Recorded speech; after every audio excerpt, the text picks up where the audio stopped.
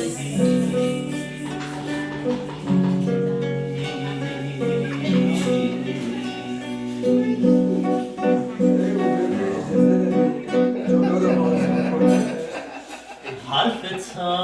تنهایی بدی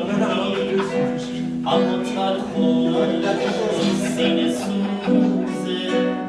اولین و آخرین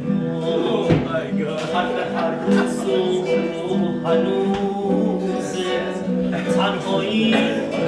شاید یه راهیه تا بی نهایت قصه همیشه تکرار هجرت اما تو این رو که هم رو جز هجوم